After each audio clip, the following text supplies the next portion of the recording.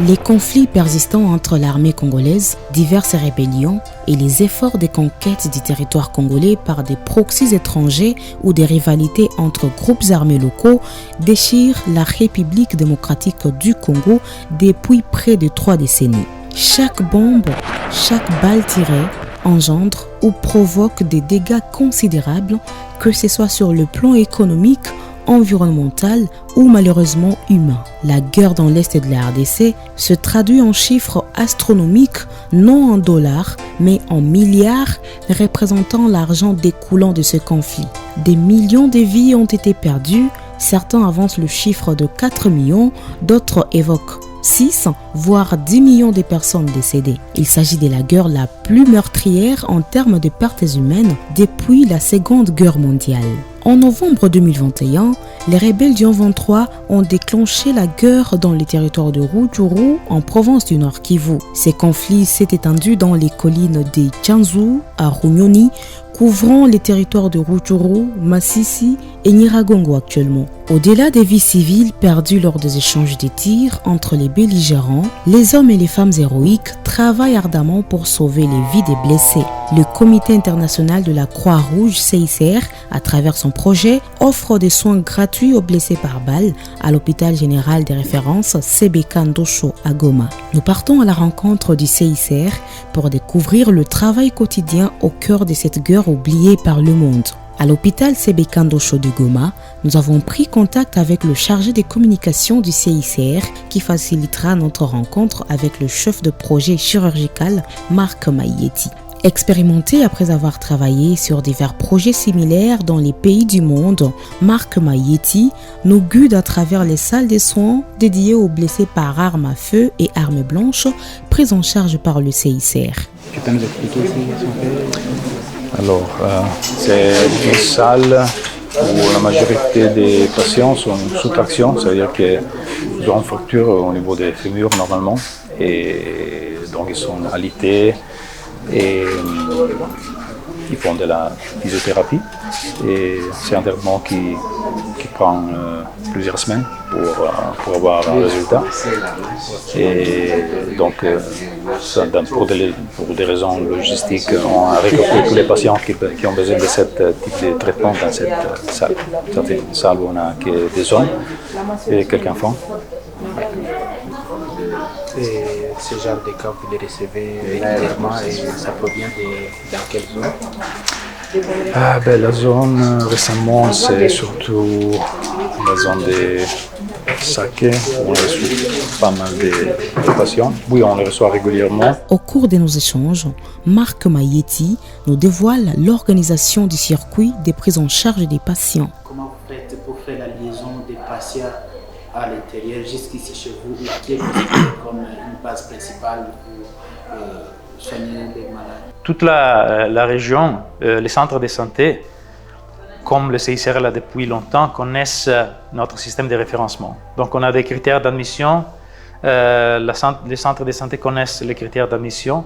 Si ils jugent que les patients rentrent dans ces critères, ils contactent les départements de santé primaire de CICR, qui prend des informations sur les conditions cliniques des patients.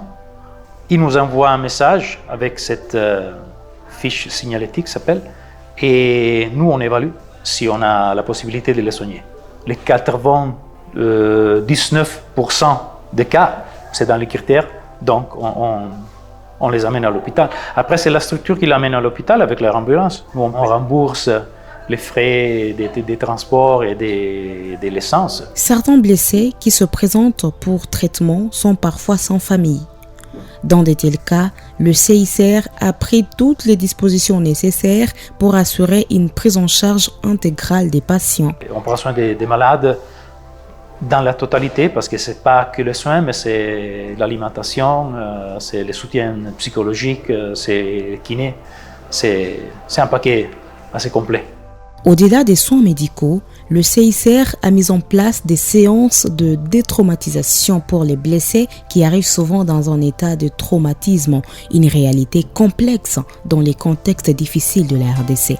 Comment vous vous adaptez à des patients qui sont traumatisés? Oui, de nature, quand un patient arrive ici chez nous, à l'hôpital, on a l'habitude de l'approcher. Par après, on lui explique notre rôle, qui nous sommes et pourquoi nous venons auprès de lui. Ce n'est que par la suite, on explique au patient donc, les réactions qu'on peut avoir après un événement un peu traumatique. Ce n'est que par là, le patient va commencer à exprimer des réactions qu'il a ressenties après cet événement.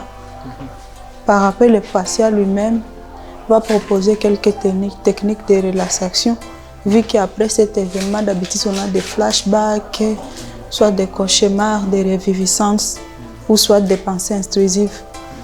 Donc, avec des techniques de relaxation, des fois, ça nous aide. Et vous, personnellement, ces projets de CICF, vous pensez que c'est un très bon projet pour essayer de traumatiser la population? Oui, vraiment, vu l'autre contexte du pays, le projet de CICR est très important, pour que la majorité des gens ici sont traumatisés. C'est très important. Est-ce que vous avez rencontré des cas difficiles où les patients restent fermés à lui-même? Oui, des fois on rencontre des cas difficiles où soit le patient est enfermé à lui-même, mais avec l'État, quand il aura confiance en nous, il peut s'exprimer sans problème. Ou soit on reçoit des cas où, donc, suite au traumatisme, le patient a des troubles directement psychiques.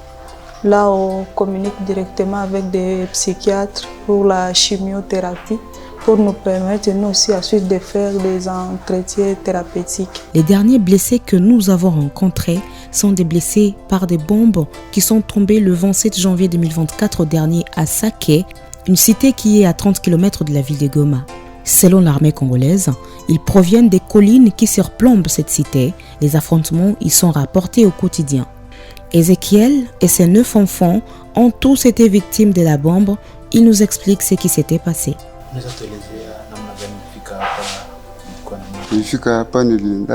C'était le mardi. J'étais parti au champ avec ma femme. Dès le tour à la maison aux environs de 19h, je me suis rendu aux toilettes. Après m'avoir soulagé, j'ai demandé aux enfants la clé pour que j'ouvre la maison.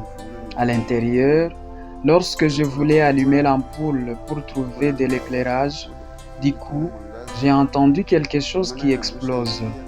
Après, je vis les enfants par terre et à ma grande surprise, je me suis retrouvé la jambe cassée. La tête n'était pas touchée et je me suis mis à crier aux voisins pour qu'ils nous viennent en aide. À leur arrivée, ils avaient constaté que c'était la bombe. C'est ainsi qu'on m'avait pris ma femme, mes enfants et quelques-uns de nos voisins qui étaient présents sur les lieux pour nous amener au centre de santé de Saké. Mais la situation était très grave. Ils nous avaient transférés ici le même jour à 21h pour des soins appropriés. À la maison, tout a été détruit. Même les chaises ont été totalement détruites.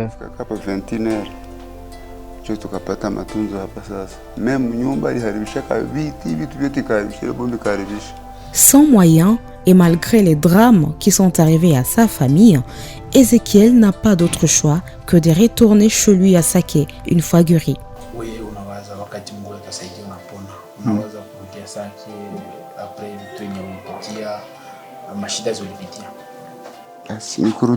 Je n'ai pas de choix. Je vais toujours rentrer à Saké. Son enfant cadet avait été grièvement blessé. Le CICR l'a transféré à Bukavu pour la prise en charge appropriée. L'un de mes enfants, le cadet, était gravement atteint des éclats d'une bombe. Il vient d'être transféré à Bukavu pour des soins. Eugénie, la femme de Ézéchiel, nous explique comment les bombes arrivent à tomber dans la cité des Saké où ils vivent et formule une demande aux autorités du pays. Actuellement, les rebelles du 23 sont très proches de notre entité et les combats se poursuivent dans les collines surplombant la cité des Saké. Ils ont commencé à larguer des bombes dans la population et voilà que nous en sommes victimes. Tout ce que nous demandons aux autorités, c'est de bouter l'ennemi hors de notre territoire national, car sa présence nous fait beaucoup souffrir. Elle a été touchée par la bombe et toute sa famille avait été touchée psychologiquement, voyant même son bébé de 3 ans blessé gravement et qu'elle croyait mort. La psychologue du CICR à l'hôpital Sebekandosho nous explique comment elle est arrivée à sortir maman Eugénie dans ce traumatisme. La dame, à son arrivée ici à l'hôpital, elle était très affectée psychologiquement parce qu'elle pensait que le bébé qui était blessé au niveau du mandibule était mort, l'enfant de 3 ans. Maintenant, quand on lui a expliqué que l'enfant évolue bien, elle ne va pas mourir, elle va partir à Bukavu pour des soins. Elle a vu l'enfant, elle s'est rassurée, calmée. À Saké, dans sa maison, nous avons rencontré une maman qui nous relate la triste histoire qu'elle garde comme souvenir de toutes ces guerres. C'est dans la guerre de 1996 que mon père était mort. En début février, la guerre a encore arraché la vie à ma sœur et ma belle-sœur suite à une explosion de bombes. Voilà qu'aujourd'hui, mon enfant, moi et certains de mes voisins sommes aussi blessés par des éclats d'une bombe. Et demande à l'État que l'État mette en place tous les moyens pour neutraliser l'artillerie de l'ennemi qui tire dans la cité parce qu'elle constitue pour nous une grande menace. Depuis la résurgence des affrontements aux alentours de Saké, le CICR est débordé par des malades qui en arrivent provenant de plusieurs lignes et cités théâtres des affrontements. Et notre capacité normale, c'est 64 maximum. Et donc aussi notre staff est conçu pour 64. Mais on est toujours plutôt vers 70 ou 80. Et comme je disais, on est arrivé à 92 le 26 décembre. Parce que les jours de Noël, il y a eu pas mal d'affrontements et d'entrées. Donc on a aussi dû envoyer des patients à Bukavu où on a notre projet chirurgical. Parfois, c'est MSF qui nous donne un coup de main pour les cas plus légers dans l'hôpital de Keshero. Lorsque vous êtes au-delà de votre limite, comment vous faites pour combler ces dépassements? On travaille plus. Il n'y a pas d'autre possibilité. On est en train de demander aussi du staff additionnel au niveau infirmier. Depuis l'arrivée de ce projet de CICR en 2012, des milliers de vies ont été sauvées. On a soigné, maintenant, on est à 5600 patients depuis 2012 et donc on a eu une moyenne de 550 patients chaque année jusqu'en 2023. Oui. Mais comment vous comparez seulement les statistiques de 2012, l'afflux des blessés et maintenant depuis la recrudescence de l'insécurité? L'année passée a été l'année avec majeure quantité d'admissions. C'était presque le double par rapport aux années précédentes. En 2022, on avait déjà vu une augmentation. On était à 670, plus ou moins.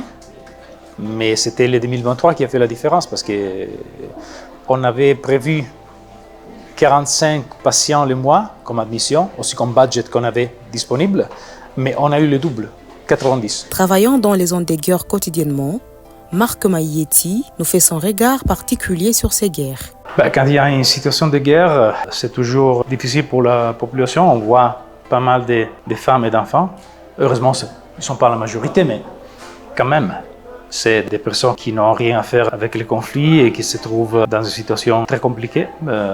Les blessures par arme ont des conséquences très longues sur la santé des patients. Et parfois, c'est seulement pas que c'est très long, mais la gravité ne permet pas de retourner à faire une vie normale. Donc, personnellement, ce qui me touche le plus, je crois que c'est assez normal, c'est ça, de voir des personnes qui n'ont rien à faire avec les conflits, mais qui sont touchées et qui auront cette blessure. Parfois, c'est le physique, mais souvent, c'est aussi au niveau psychologique. Ils auront des blessures qui vont durer peut-être pour toute la vie. Depuis l'intensification des combats autour de la cité des Saké, le CICR indique avoir admis 345 qu'il compte entre le 29 décembre 2023 et le 15 février 2024, un record malheureux. La plupart de ces blessés viennent des zones de combat. Dans son travail au quotidien, le médecin chirurgien Maïnda nous explique sa joie au quotidien de chaque jour se voir sauver la vie de ses patients. Quel sentiment vous avez de chaque fois sauver les vies des populations, redonner encore l'espoir à la population blessée? Bon, c'est un sentiment de joie parce que nous avons été formés pour sauver des vies. Donc, lorsque nous sommes dans un contexte où il y a beaucoup de blessés, les malades viennent déjà et la famille amène les patients avec désespoir. Parce que quand on tire quelqu'un, c'est pour les tuer. Mais tout le monde est déjà déçu lorsque le malade est atteint par balle. Mais lorsqu'il arrive à l'hôpital, nous les soignons et il récupère. C'est la joie et de l'équipe chirurgicale, et de la famille, et de l'environnement, des voisins. Tout le monde est content pour voir qu'une personne a été récupérée, alors que tout le monde déjà avait perdu l'espoir.